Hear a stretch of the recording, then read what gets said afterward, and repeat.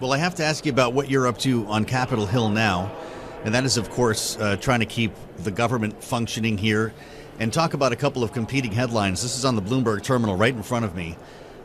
McCarthy working overtime to overcome hard right before shutdown. That's one story. The other one, McCarthy says House will pass stopgap with border security.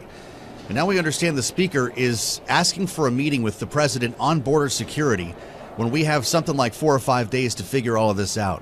Are we beyond the point of saving this situation, Congressman? Is the government going to shut down this weekend? Well, I fear that it will, because Speaker McCarthy talks a good game, but it's actions that speak louder than words.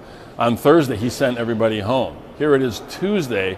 Congress is just now being called back into session with just a few hours left to prevent a total shutdown of the U.S. government.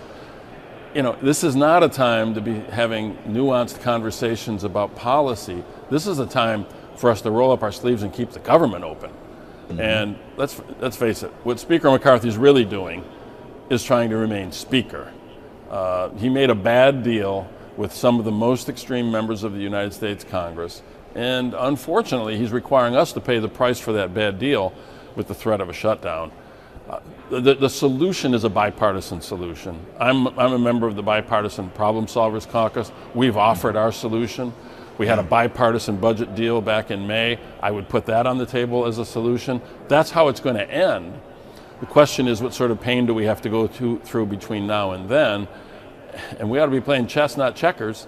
We ought to look a couple of moves down the game and get there sooner rather than later and try to prevent some of the harm that will come from a shutdown. Well, you're on the Ways and Means Committee. You serve on the Budget Committee. You must be hearing things that we don't hear, Congressman. Is the Senate going to get a stopgap bill to the House before Speaker McCarthy does?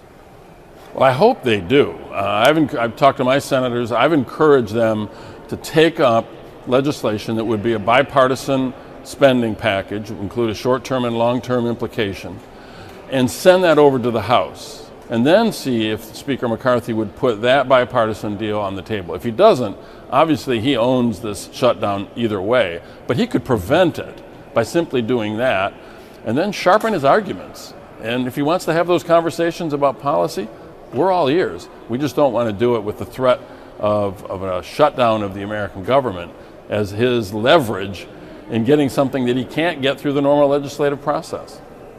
Well, you said something interesting.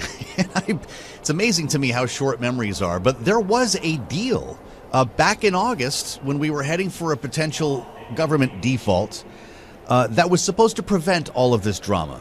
What if Speaker McCarthy did bring that bill back to the floor that's already passed? Could it pass again today? Absolutely.